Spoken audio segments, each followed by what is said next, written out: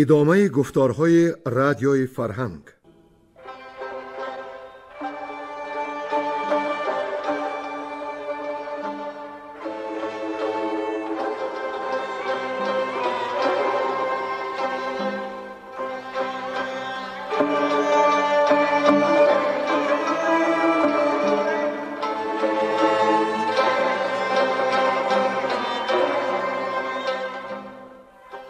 بسا رنج بردم در این سال سی، عجم زنده کردم بدین پارسی. بسا رنج بردم در این سال سی، عجم زنده کردم بدین پارسی.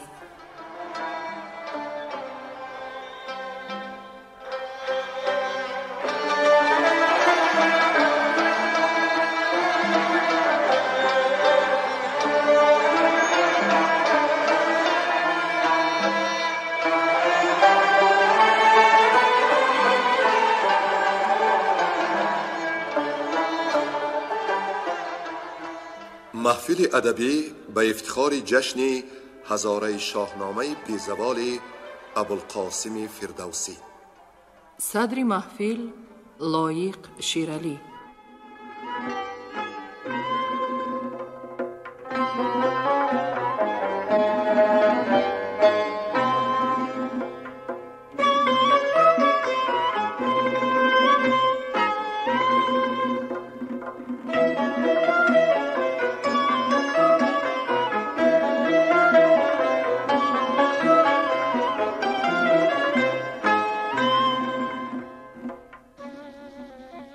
شنوندگان ارجمند یاد دارند که ما در گفتار پیشین به جای رسیدیم که اسفندیار به زابل لشکر آورد و بهمن را نزد زال فرستاد و بفرمود تا قصد اسفندیار را به رستم بگوید، یعنی اسفندیار رستم را بسته پیش پدر آورد. بهمن به راه درآمد و چون از هیرمند گذشت دیدبانش بدید و به زال آگاهی داد. زال بر زین برنشست و چون بهمن را بدید دانست که نژاد از لهراست دارد. بهمن نزدیک آمد اما زال را نشناخت و از او سوال کرد که پور دستان کجاست که به زابل اسفندیار آمده و در لب جویبار خیمه زده. زال گفت که رستم به نخچیرگاه رفته، فرود آی آرام گیر، رستم با زواره و فرامرز و چندین سپاه الان در میرسند. بهمن پاسخ داد که فرصت رامیش و میگساری نیست. من بهمنم، پیغام اسفندیار را چنین خار گرفتن نشاید. مرد رهنمونی باید تا ما را به نخچیرگاه ببرد. گرد شیرخون نام با انگشت نخچیرگاه را نشان داد و از راه بازگشت. بهمن را یکی کوه پیش آمد. از نخچیرگاه رستم مثل آفتاب سپید دم پدید آمد. دل بهمن غمی شد که اگر اسفندیار با او کارزار کند رسوا خواهد شد. بهتر آن است که مدارا کند.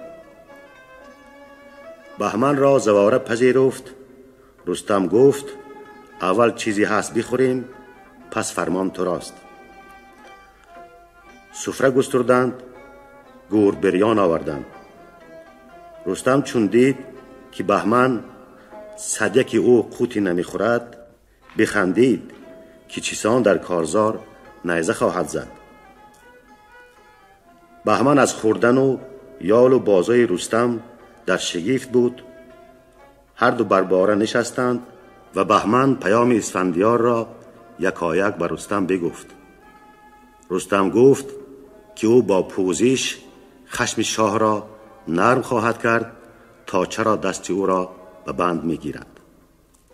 بهمن به پیش اسفندیار بازگشت. همکنون دنباله داستان را بشنوید. گویندگان ساربان، بیرنگ کهدامنی، نظام قاسم، کمینه و خانم سرور.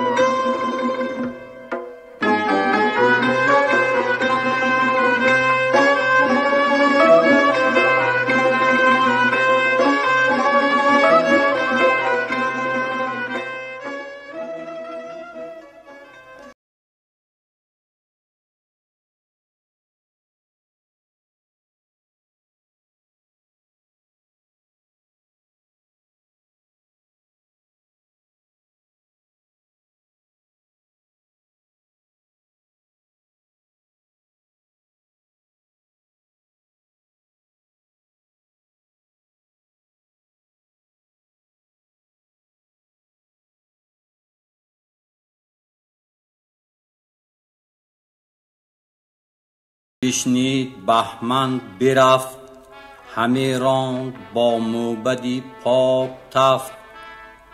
تهمتن زمان بره بر بماند، زواره فرامرز را پیش خواند. کزی در به نزدیک دستان شوید، به نزد مهی زابلستان شوید. بگویید که اسفندیار آمده است، جهان را یکی خواستار آمده است. به ایوان ها تخت زرین نهید، به وی جامه خسروایین نهید. چنان هم چو هنگام کاووس شاه، وزو نیز پرمایه‌تر بارگاه. بسازید چیزی که شاید خوریش، نباید که کم باشد از پرورش. که نزدیک ما پور شاه آمده است، پر از کینه و رزم خواه آمده است. گوی نامدار است و شاهی دلیر، نه اندیشد از جنگ یک دشت شیر. شوم پیش او گر پذیرد نوید، به نیکی بود هر کسی را امید. اگر نیکویی بینم اندر سرش، ز یاقوت سرخ آورم افسرش. ندارم از او گنج و گوهر دریغ، نه برگستوان و نه کوپال و تیغ. وگر باز گرداندم ناامید، نباشد مرا روز با او سپید. تو دانی که این تاب داده کمند، سری ژنده پیلان در آرد ببند. زواره بدو گفت من دیش از این، نجوید کسی رزم کش نیست کین. ندانم بگیتی یکی شهریار، برای و بمردی چو اسفندیار. نیاید ز مردی خرد کاری بد، ندید و ز ما هیچ کرداری بد. زواره بیامد به نزدیک زال، وزان روی رستم برافروخت یال.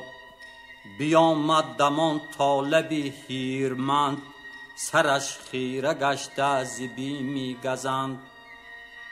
اینان را گران کرد در پیش رود، همه بود تا بهمن آرد درود. چو بهمن بیامد به پرده سرای، همه بود پیشی پدر بر بپای. بپرسید از او فرخ اسفندیار، که پاسخ چه دادد گوی نامدار. چو بشنید بنشست پیشی پدر، بگفت آنچه بشنید از او در بدر. نخستین درودش ز رستم بداد، ز پیغام و پاسخ همه کرد یاد. همه دیده پیشی پدر باز گفت، همان نیز نادیده اندر نهفت. بدو گفت چون رستمی پیلتن، نبینم کسی نیز در انجمن.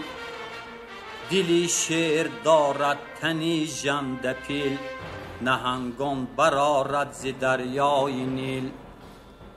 بیامد کنون طالبی هیرمند، نه جوشن نه خود و نه گرز و کمند. به دیدار شاه آمدستش نیاز، ندانم چی دارد به دل با تو راز. ز بهمن برآشفت اسفندیار، ورا بر سری انجمن کرد خوار. بدو گفت کز مردمی سرفراز، نزیبد که با زن نشیند براز. دیگر کودکان را به کار بزرگ، فرستد نباشد دلیر و سترگ. تو گردن کشان را کجا دیده ای، که بانگی پی اسب نشنیده ای. که رستم همه پیل جنگی کنی، دلی نامور انجمن بشکنی. چنین گفت پس با بشوتن براز، که آن شیر جنگاوری سرفراز، جوان همه سازد از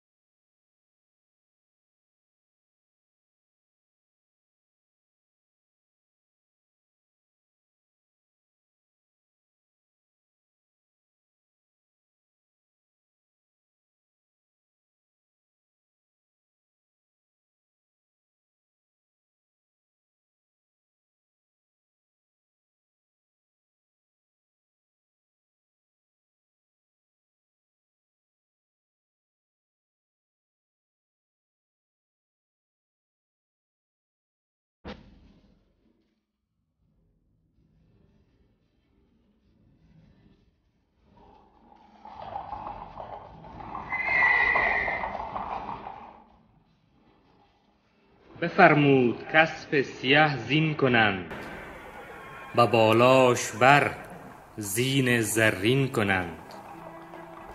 پس از لشکر نامور 100 سوار، برفتند با فرخ اسفندیار.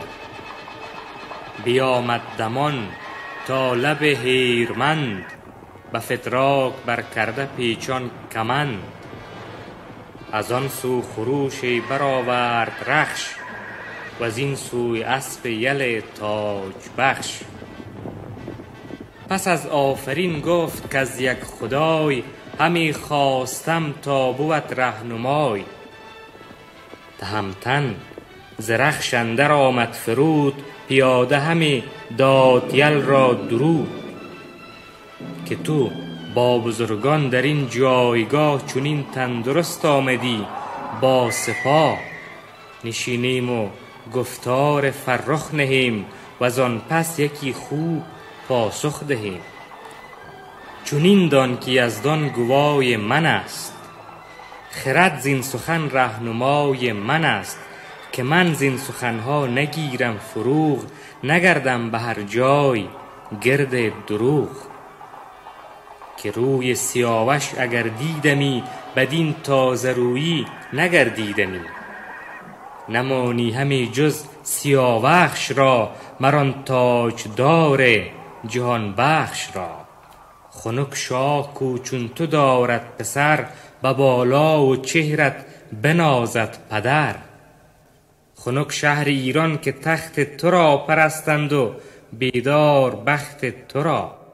دژم وقت آن کز تو جوید نبرد، ز بخت و ز تخت اندر آید بگرد. همه دشمنان از تو پر بیم باد، دل بدسگالت بدو نیم باد. همه ساله بخت تو پیروز باد، شبان سیه بر تو چون روز باد. چو بشنید گفتارش اسفندیار، فرود آمد از باره شاهوار. تن پیلتن را به بر در گرفت، فراوان بر او آفرین برگرفت. که یزدان سپاس ای جهان پهلوان، که دیدم تو را شاد و روشن روان. سزاوار باشد ستودن تو را، یلان جهان خاک بودن تو را. خنک آن که چون تو پسر باشدش، یکی شاخ بیند که بر باشدش. خنک آن که باشد ورا چون تو پشت، بود ایمن از روزگار درشت. چو دیدم تو را یادم آمد زریر، سپهدار اسپ افگن نره شیر. بدو گفت رستم که ای پهلوان، جهاندار و بیدار و روشن روان. یکی آرزو خواهم از نامدار، که باشم بدان آرزو کامگار. که آیی خرامان سوی خان من، به دیدار روشن کنی جان من. سزای تو گر نیز چیزی که هست، بکوشیم و با آن بساییم دست. چنین پاسخ آوردش اسفندیار، که ای از یلان جهان یادگار. هر آن کس که او چون تو باشد بنام، بدو شهر ایران بود شادکام. نشاید گذر کردن از رای اوی، گذشت از بر و بوم و از جای اوی. ولیکن ز فرمان شاه جهان، نپیچم روان آشکار و نهان. به زابل نفرمود ما را درنگ، نه با نامداران این بوم جنگ. تو آن کن که بریابی از روزگار، بران رو که فرمان دهد شهریار. تو خود بند بر پای نی بیدرنگ، نباشد ز بند شهنشاه ننگ. تو را چون برم بسته نزدیک شاه، سراسر بدو باز گردد گناه. از این بستنت من روان خستم، به پیش تو اندر کمر بستم. نمانم که تا شب بمانی ببند، نه بر جانت آید ز چیز گزند. همه خوبی انگار ای پهلوان، بدی ناید از شاه خود بیگمان.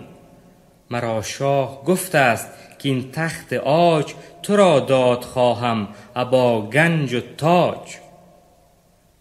از آن پس چو من تاج بر سر نهم، جهان را به دست تو اندر نهم. نه نزدیک دادار باشد گناه، نه شرم آیدم نیز از روی شاه. وگر باز گردی به زابلستان، به هنگام بشکوفه گلستان. بیابی تو چندان ز من خواسته، که گردد بر و بومت آراسته. بدو گفت رستم که ای نامدار، همی جستم از داور کردگار. که خرم کنم دل به دیدار تو، شوم شادمانه ز گفتار تو. دو گردن فرازیم پیر و جوان، خردمند و بیدار دو پهلوان. بترسم که چشم بد آید همی، سر از خواب خوش برگراید همی. همی یابد اندر میان دیو را، دلت کش کند از پی تاج و گاه. یکی ننگ باشد مرا زین سخن، که تا جاودان آن نگردد کهن. که چون تو سپهبد نژاد سری، سرافراز شیری و کنداوری. نیایی زمان تو در خان من، نباشی بر این مرز مهمان من. گر این کینه از مغز بیرون کنی، بکوشی و بر دیو افسون کنی. ز من هرچی خواهی تو فرمان کنم، ز دیدارت آرامش جان کنم. مگر بند که از بند آری بود، شکستی بود زشت کاری بود. نبیند مرا زنده با بند کس، که روشن روانم برین است و بس. مرا سر نهان گر شود زیر سنگ، از آن به که نامم برآید به ننگ. و پاسخ چنین گفت اسفندیار، که ای از گوان جهان یادگار. همه راست گفتی نگفتی دروغ، ز کژی نگیرند مردان فروغ. ولیکن پشوتن شناسد که شاه، چه فرمود چون من برفتم برا.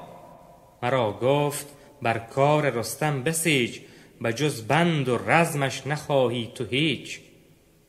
گر اکنون بیایم سوی خان تو، بوم شاد و پیروز مهمان تو.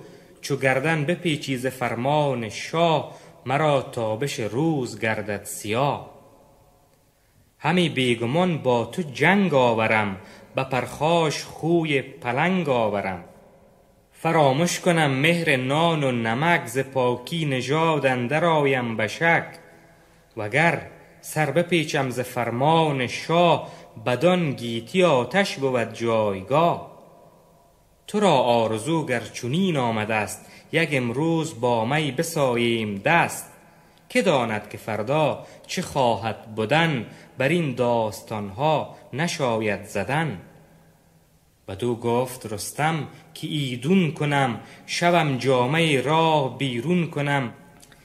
که یک هفته نخجیر کردم همی، به جای بره گور خوردم همی. به هنگام خوردن مرا باز خوان، تو با دوده خویش بنشین بخوان. و از آن جایگه رخش را برنشست، دل خسته را اندر اندیشه بست. بیامد دوان تا به ایوان رسید، رخ زال سام نریمان بدید. بدو گفت که ای مهتر نامدار، رسیدم به نزدیک اسفندیار. سوارش دیدم چو سرو سهی، خردمند و بازیب و با فرهی. تو گویی که شاه آفریدون گرد، بزرگی و دانایی او را سپرد. به دیدن فزون آمد از آگهی، همی تافت زو فر شاهنشهی.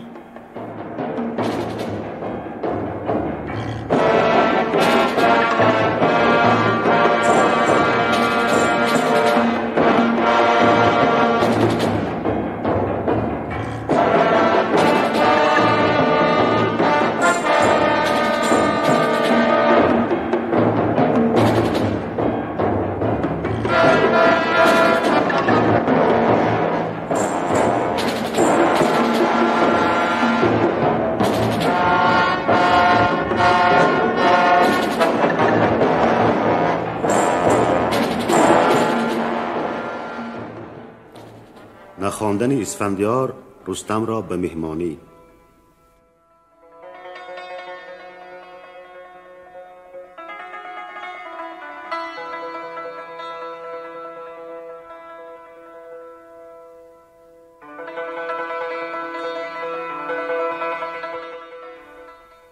چو رستم برفت از لب هیرمند، پراندیشه شد نامداری بلند. بشوتن که بود شاه را رهنمای، همانگه بیامد به پرده سرای. چنین گفت با وی یل اسفندیار، که کاری گرفتیم دشوار خوار. به ایوان رستم مرا کار نیست، ورا نزد من نیز دیدار نیست. همانگر نیاید نخوانمش نیز، گر از ما پر آید یکی را قفیز. دل زنده از کشته بریان شود، سر از آشناییش گریان شود. بشوتن بدو گفت که ای نامدار، برادر کی دارد چو اسفندیار؟ به یزدان که دیدم شما را نخست، که یک نامور با دگر کین نجوست. دلم گشت از آن کار چون نوبهار، هم از رستم و هم ز اسفندیار. چو در کارتان ژرف کردم نگاه، ببندد همه بر خرد دیو راه. تو آگاهی از کار دین و هنر، ز فرمان یزدان و رای پدر. بپرهیز و با جان ستیزم مکن، نیوشنده باش از برادر سخن. شنیدم همه هرچی رستم بگفت، بزرگیش با مردمی بود جفت. نساید دو پای ورا بندی تو، نه اندیشد از فر و اورندی تو. سوار جهان پور دستان سام، به بازی سرندر نیارد بدام. بترسم که این کار گردد دراز، بزشتی میانی دو گردن فراز. بزرگی و از شاه داناتری، به جنگ و به مردی تواناتری. یکی بزم جوید دیگر رزم و کین، نگه کن که تا کیست با آفرین. چنین داد پاسخ بدو نامدار، که گر سر بپیچم من از شهریار. مرا خود به گیتی نکوهش بود، همان پیش یزدان پژوهش بود. کسی چشم و دل را به سوزن ندوخت، دو گیتی بر رستم نخواهم فروخت. تنی پاک و جانی تو را سودمند، بدو گفت هر چیز کاید ز پند. همه گفتم اکنون بهی برگزین، دل شهریاران نیارد بکین. سپهبد ز خالیگران خواست خوان، کسی را نگفتش که رستم بخوان. چنان خورده شد جام می برگرفت، ز رویندژ اندازه اندر گرفت. و آن مردمی خود همه یاد کرد، به یاد شهنشه همه باده خورد. همه بود رستم به ایوان خیش، ز خوردن نگه داشت پیمان خیش. چو دیری برآمد نیامد کسی، نگه کرد رستم بره بر بسی. چو هنگام نان خوردن اندر گذشت، ز مغز دلیر آب برتر گذشت. بخندید و گفت ای برادر تو خان، بیارای و آزادگان را بخوان. گر این است آیین اسفندیار، که این کار ما را گرفته است خار. که مهمان کند من نیارد نوید، به نیکی مدارید از وی امید. بگفتین و پس خوان بیاراستند، بخوردند نان را و برخاستند. چو برخاست از جا گوی پهلوان، فرامرز را گفت اندر زمان. بفرمای تا رخش را زین کنند، همان زین به آرایشی چین کنند. شوم باز گویم به اسفندیار، که گر شاهزادی سخن یاد دار. که هر کوز گفتی خود اندر گذشت، رهی راد مردی ز خود در نوشت.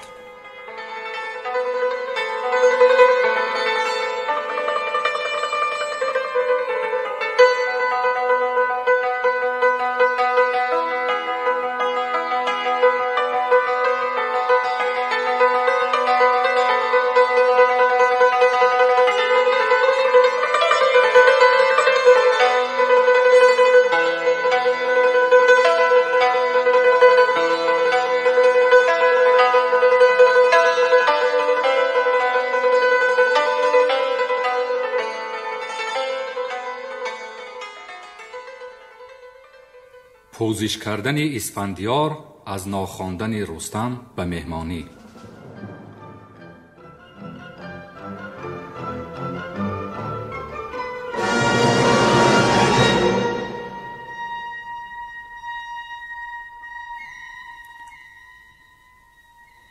نشست از بری رخش بر سان پیل، خروشیدن اسب شد بر 2 میل. بیامد دمان تا به نزدیک آب، سپه را به دیدار او بود شتاب. هر آن کس که از لشکر او را بدید، دلش مهر پیوند او برگزید. همه گفت هر کس که این نامدار، نماند به کس جز به سامی سوار. بر آن کوهه زین کوه آهن است، همان رخش گویی که آهرمن است. اگر هم نبردش بود ژنده پیل، برافشان تو بر تارک پیل نیل. خرد نیست اندر سر شهریار، که با فر و گرد چو اسفندیار. بدین سان همه از پی تاج و گاه، به کشتن دهد نامدار چون ماه. به پیری سوی گنج تازانتر است، به مهر و به دیهیم نازانتر است. چو آمد به نزدیک اسفندیار، همانگه پذیره شدش نامدار. بدو گفت رستم که ای پهلوان، نوایین و نوساز و فرخ جوان. خرام نیرزید مهمان تو، چنین بود تا بود پیمان تو. سخن هرچی گویم ز من یادگیر، مشو تیز با پیر بر خیره خیر. همه خویشتن بس بزرگ آیدت، وزین نامداران سترگ آیدت. همانا به مردی سبک داریم، برای و بدانش تنک داریم. بگیتی چنان دان که رستم منم، فروزنده تخم نیرم منم. بخواید ز من دست دیوی سپید، دل جادوان را کنم ناامید. بزرگان که دیدند برزی مرا، بر و باره و تیغ و گرزی مرا. همه جنگ ناکرده بگریختند، همه دشت تیر و کمان ریختند. چو کاموس جنگی و خاقان چین، سواران جنگی و مردان کین. که از پشت زینشان به خم کمند، ربودم سراپای کردم به بند. نگهدار شاهان ایران منم، به هر جای پشتی دلیران منم. از این خواهشی من مشو در گمان، مدان خویشتن برتر از آسمان. اگر چرخ با من بود سخت کوش، به گرزی گرانش بمالم دو گوش. من از بحر این فر و اورندی تو، بجویم همه رای و پیوندی تو. نخواهم که چون تو یک شهریار، تباه گردد از چنگ من روزگار. که من سامی یل را بخوانم دلیر، کزو بیشه بگذاشتی نره شیر. بگیتی منم زو کنون یادگار، ایا شاهزاده یل اسفندیار. بس پهلوان جهان بودم، به بد روز هرگز نپیمودم. زی دشمن جهان پاک من کردم، بس رنج و سختی که من خوردم. سپاسم زی یزدان که بگذشت سال، بدیدم یک شاه فرخ همال. که کین خواهد از مرد ناپاک دین، جهان برو برکنند آفرین. بخندید بر رستم اسفندیار، چنین گفت ای پوری سامی سوار. شدی تنگ دل چون نیامد خیران، بجستم همه زین سخن کام و نام. چنین گرم بود روز و راهی دراز، نکردم تو را رنجه تندی مساز. همه گفتم از بامدادی پگاه، به پوزش بیایم بری تو براه. و دیدار دستان شبم شادمان، همه شاد دارم روان یک زمان. کنون خود تو این رنج برداشتی، به دشت آمدی خانه بگذاشتی. بیارام و بینشین و بردار جام، زی تندی و تیزی مبر هیچ نام. به دستی چپی خویش بر جای کرد، زی رستم همه مجلس آرای کرد. جهان دیده گفت این نه جای من است، به جای نشینم که رای من است. به بهمن چنین گفت بر دستی راست، بیارای جایش بدانسان که خواست. به پا خواست آنگاه بهمن دژم، به ابرو برآورده از کینه خم. چو رستم ورا دید زان گونه تیز، برآشفت زان پس به خشم و ستیز. چنین گفت با شاهزاده به خشم، تو نیکو مرا بین و بگشای چشم. هنر بین و این نامور گوهرم، که از تخمه سامی کنداورم. سزاوار من گر تو را نیست جای، مرا هست پیروزی و فر و رای. از آن پس به فرزند فرمود شاه، که کرسی زرین نهد پیش گاه. بدو گفت بنشین به دل شادکام، سزاوار جای تو بادا مدام. بیامد بران کرسی زر نشست، پر از خشم و بویا ترنج به دست.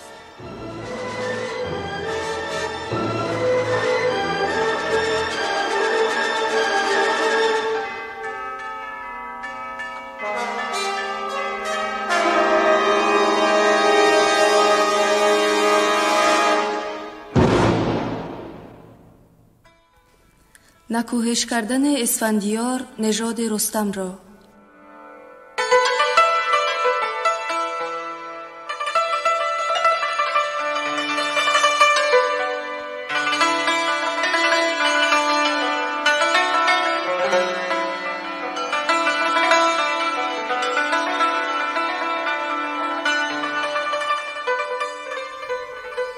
چنین گفت با رستم اسفندیار، که ای شیر دل مهتر نامدار. من ایدون شنیدستم از موبدان، بزرگان و بیدار دل بخردان. که دستان بدگوهر از دیو زاد، به گیتی فزون ز ندارد نژاد. فراوان ز سامش نهان داشتند، ورا رستخیز جهان داشتند. تنش تیره و روی و مویش سپید، چو دیدش دل سام شد ناامید. بفرمود تا پیش دریا برند، مگر مرغ و ماهی ورا بشکرند. بیامد به گسترد سیمرغ پر، ندید اندرو هیچ آیین و فر. ببردش به جایی که بودش کنام، ز بردن مرو را خورش بود کام. بر بچگانش بینداخت خار، که گاه خوریش زو گذارند کار. به خوردن چو کردند سویش بسیچ، رمیدند از وی نخوردند هیچ. مرو را چنان خوار بگذاشتند، وزو روی یک باره برگاشتند. اگر چند سیمرغ ناهار بود، تن زال پیش اندرش خار بود.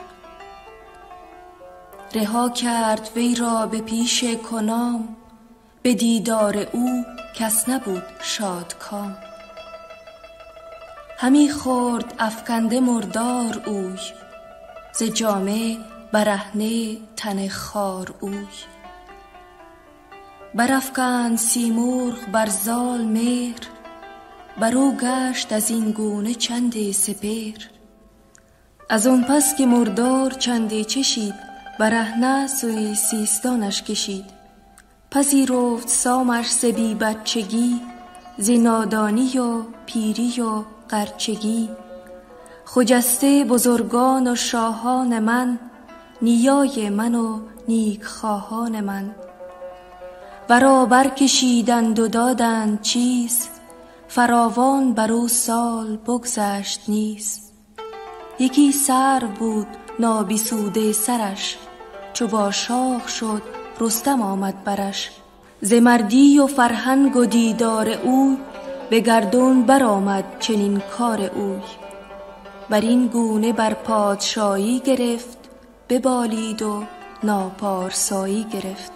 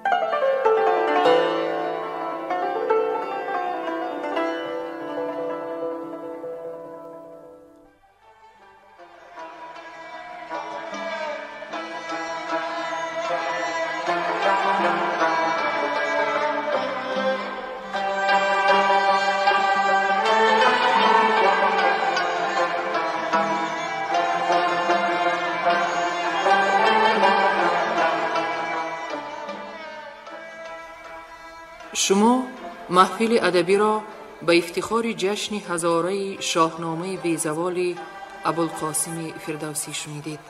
انجام گفتار ادبی.